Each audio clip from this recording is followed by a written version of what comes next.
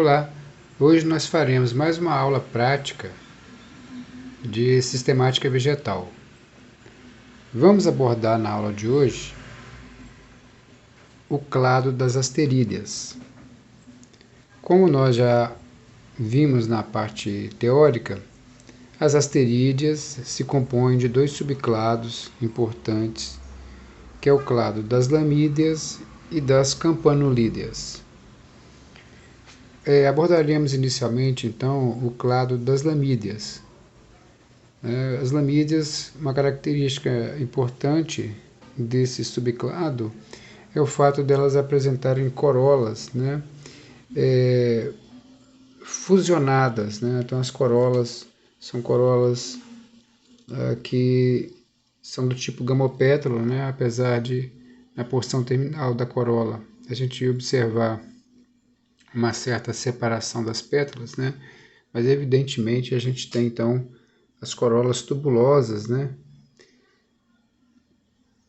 Aqui a gente pode perceber, inclusive dessa flor pequenina. Então, aqui a gente tem 3 exemplares, No caso aqui, uma lamídia, conhecido como a lamanda catártica. Essa aqui é a Roelia, gênero Roelia. E aqui uma pimenta. Em seguida, a gente vai ver exemplares do grupo das asterídeas também, do clado das asterídeas, mais especificamente das campanulídeas. Observem a constituição floral, na arquitetura floral dessas plantas. Então, o que a gente observa aí que as estruturas florais elas estão dispostas numa inflorescência indefinida do tipo capítulo. O capítulo é constituído de pequenas florzinhas dispostas em um disco, conforme visto aí em Bidens pilosa. O tipo de fruto presente comumente encontrado é o aquênio, um fruto seco indehiscente. Essa planta é do gênero Roelia, uma planta extensamente utilizada para fins ornamentais. Dá para você perceber pela beleza da corola. Então ela se constitui de cálice, formado por 5 sépalas, e a corola formada por 5 pétalas. As pétalas são unidas entre si. É possível também identificar na base, no início do receptáculo, aí, a presença de 2 brácteas, que são folhas modificadas. O caule dessa planta, ele é um caule herbáceo, onde as folhas se distribuem numa filotaxia alterna, uma nervação do tipo peninévia que as folhas apresentam, ausência de pontuações translúcidas, bem como também a ausência de estípulas. Bem, essa planta que a gente vai trabalhar na aula de hoje, quer dizer, na verdade uma das plantas, essa espécie ela pertence a uma família e uma ordem das quais vocês devem determinar.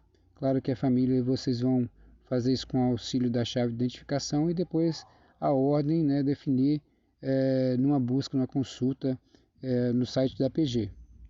Bem, agora a gente vai ter a oportunidade de falar um pouco mais detalhadamente da estrutura do perianto dessa flor, Então a gente observa aí uma característica marcante desse clado é o fato de que haver então uma grande diferenciação floral entre o cálice e a corola.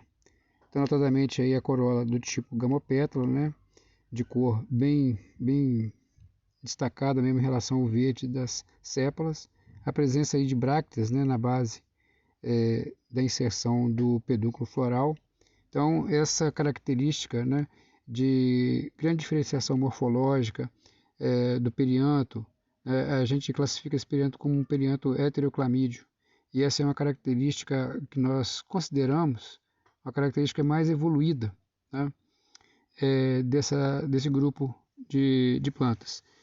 Destacamos ainda a simetria zigomorfa, né, pela presença dessa coloração mais arroxeada de uma pétala em específico, quando comparado com as demais. Então isso faz com que nós tenhamos apenas um único plano de simetria admissível nessa flor. Trata-se de uma corola pentâmera, né, já que a gente identifica aqui 5 pétalas. Aqui a corola está aberta, nós podemos identificar aqui 4 estames, aqui 2, um maior e um menor, né? E aqui também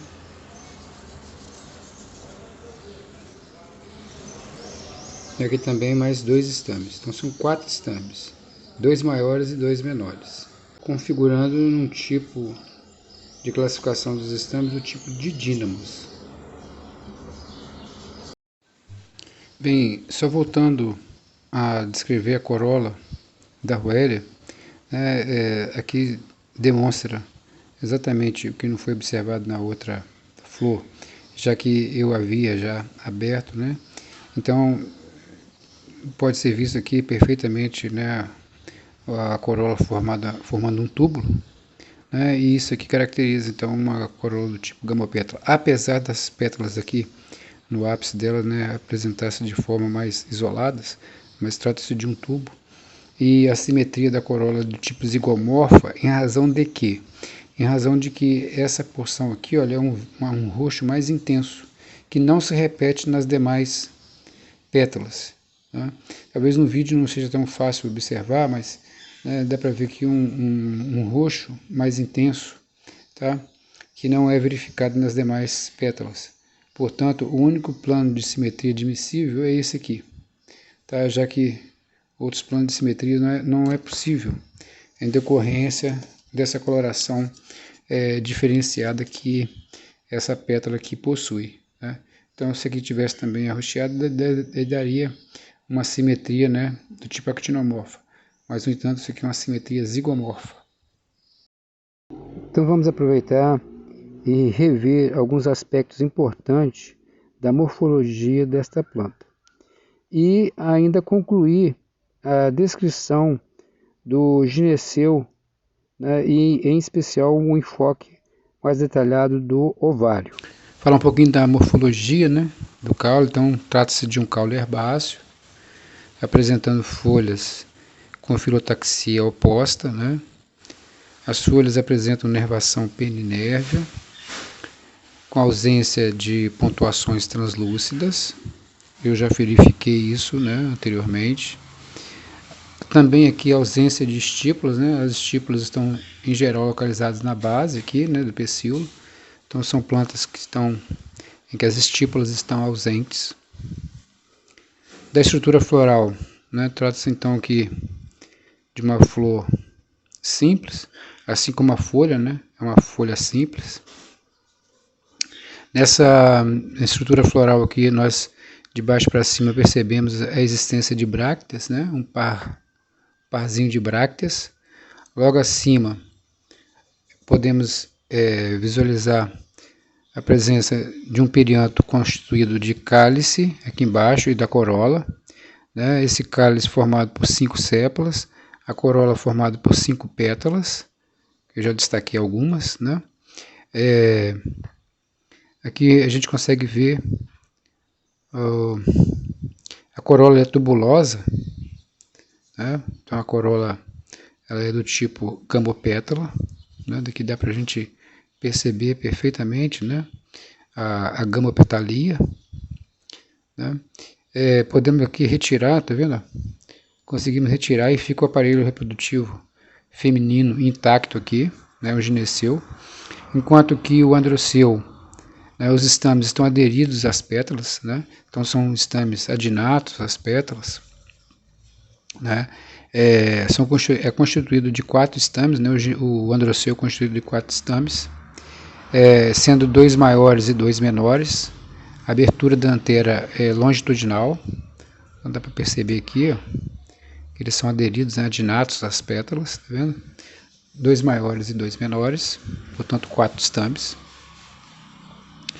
Aqui eu tenho então o gineceu, né, formado por um ovário, que está acima da inserção das demais peças florais, né? Perfeitamente aqui identificado. O ovário aqui esverdeado, um estilete relativamente longo, encimado por um estigma.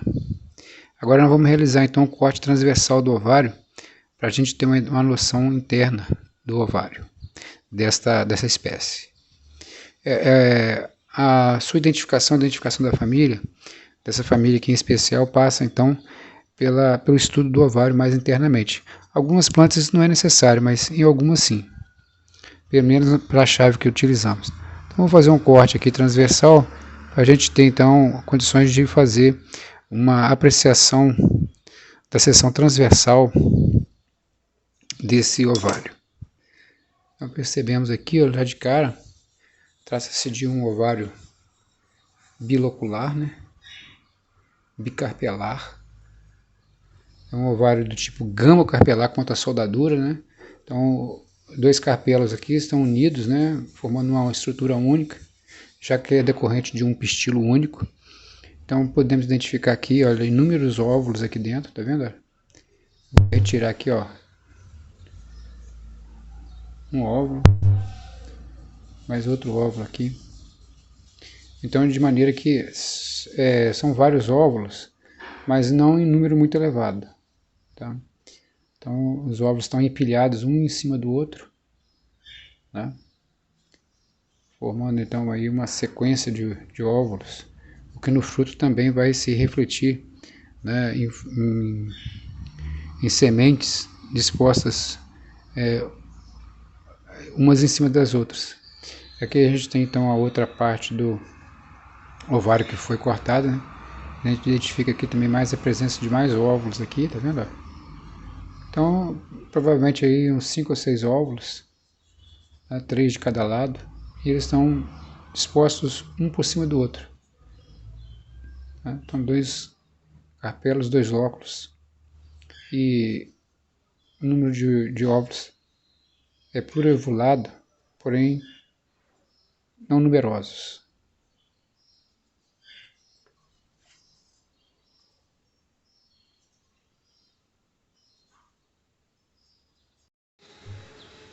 As próximas plantas que nós vamos ver estão dispostas aqui, né?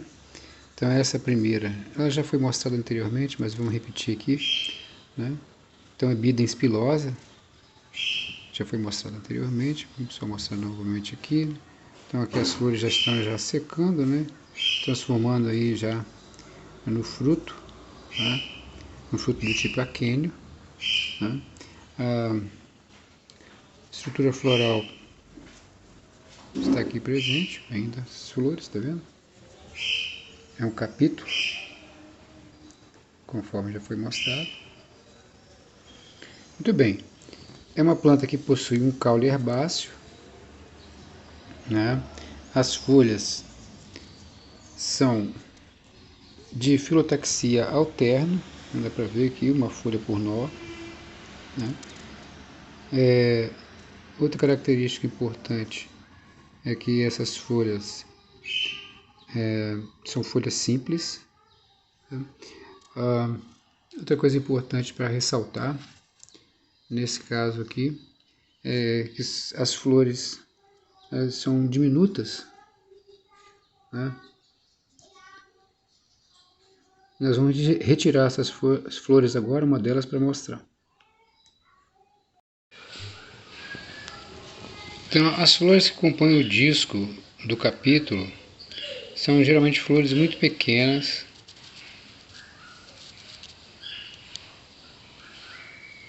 são flores que contêm sépalas, como está aqui apontado, né? As pétalas logo acima, um ovário ínfero. Essas são as principais características dessa pequena flor, né, que constitui a estrutura do capítulo da planta Bidens pilosa. Então dá para perceber inúmeras flores diminutas constituindo a estrutura do capítulo. Aqui, nessa outra planta, conhecida como picão de praia, ou margaridinha, cujo nome científico é o gênero Sphagneticula trilobata. Nós vamos ver também a estrutura do capítulo, a presença das lígulas, né, ao redor, das diminutas flores ao centro. Nós vamos tirar uma flor dessa e também observar com mais detalhes. Então está aqui destacada uma florzinha, né, da composição da inflorescência de Sphagneticula. Aqui a gente vê então a presença de um cálice. Tá? Esse cálice ele é formado pelo forma o que nós chamamos de papos, né? Ele é quase transparente, inúmeros papos, e tem uma importância muito grande na dispersão posteriormente, né, do fruto. Uma corola de cor amarelada, né? Uma corola do tipo gamopétala, 5 pétalazinhas, né, mais unidas entre si, e o ovário aqui na base. Tá? Então o ovário é ínfero. Nós temos cálice e corola. Então é uma flor de periantada ou de clamídia, com corola do tipo gamopétala. Tá? Então é uma característica indistintiva de todas as flores, né, diminutas que constituem a inflorescência do tipo capítulo. Então aqui a gente tem uma outra planta, né? Observe aí, ó, a profusão de papos, né, dessa planta, que permite depois, né? É como se fosse uma flor de Taraxacum, né? Officinale, que nós mostramos na parte teórica. E aqui a gente tem então o capítulo, olha, as florzinhas amarelas, como sempre, presentes. Né? Esse invólucro aqui, né, são as brácteas da inflorescência do tipo capítulo. Uma outra planta, então essa aqui é o gênero Sonchus, né? Também conhecida aí como serralha, usada inclusive para fins alimentares. E aqui uma outra planta, né? Essa aqui é a Emilia coccinea, da espécie Emilia coccinea. Tem uma estrutura floral muito semelhante a Sonchus, né? No entanto, as flores são de corola avermelhada. Vamos destacar também uma florzinha dessa aqui, da inflorescência, para a gente analisar. Então aqui nós temos individualizado, ou individualizada, né, uma flor daquela planta da Emilia coccinea. A gente vê aqui profusos papos, né, constituindo o cálice dessa pequena flor, né, uma corola também tubulosa, avermelhada, o ovário ínfero. Então, para efeitos de, vamos dizer assim, caracterização, trata-se de flores de periantadas, né, de clamídias, com corola gamopétala, ovário ínfero. Então aqui nós temos 4 plantas, 4 gêneros diferentes, né? O gênero aqui Bidens, aqui, o gênero Sonchus, o gênero aqui Emilia, tá? E o último gênero, que é Sphagneticula, tá? Então todos esses 4 gêneros compartilham algumas características, né, importantes aqui, compartilham mesmas características. Todas as 4 são plantas herbáceas, são caules herbáceos, de filotaxia alterna, tá?